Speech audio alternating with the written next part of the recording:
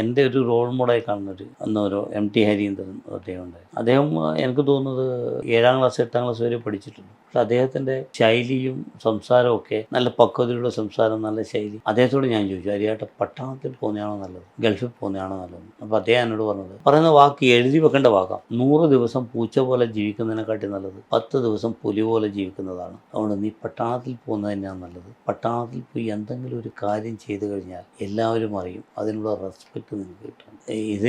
ഇത് പറയാനുള്ളത് എൻ്റെ പ്രിയപ്പെട്ട എൻ്റെ പ്രവാസി സുഹൃത്തുക്കൾ കാണുമ്പോൾ പ്രവാസ ജീവിതം എന്നത് തെറ്റായിട്ടല്ല ഞാൻ പറയുന്നത്. ഞാൻ ഒരു വ്യക്തിയോട് ചോദിച്ചപ്പോൾ ആ വ്യക്തി പറഞ്ഞ ഒരു വാക്കാണ് പറയുന്നത്. ചിലപ്പോൾ എന്നെപ്പോലുള്ള ഒരു സൈനികനും എല്ലാവരും പ്രവാസികളെ കേരളത്തിൽ നിന്ന് പോയ എല്ലാ പ്രവാസികളും ഒന്നടങ്കം മനസ്സ് തൊട്ടറിഞ്ഞുകൊണ്ട് നമ്മുടെ രാജ്യത്തെയും സൈനികരെയും സ്നേഹിക്കുന്നവരാണ് അവർ. കാരണം അവരില്ലെങ്കിൽ ഇന്ന് നമ്മുടെ സംസ്ഥാനത്ത് ഇത്ര നല്ല രീതിയിൽ ഉയരാൻ സാധിക്കില്ല. സംസ്ഥാനത്തിൻ്റെ ഏറ്റവും വലിയ ബാക്ക് ബോൺ എന്ന് പറഞ്ഞാൽ അവരെ പ്രവാസികളാണ്. അവരെക്കുറിച്ച് നിങ്ങളെക്കുറിച്ച് ഞാൻ പറഞ്ഞതല്ല.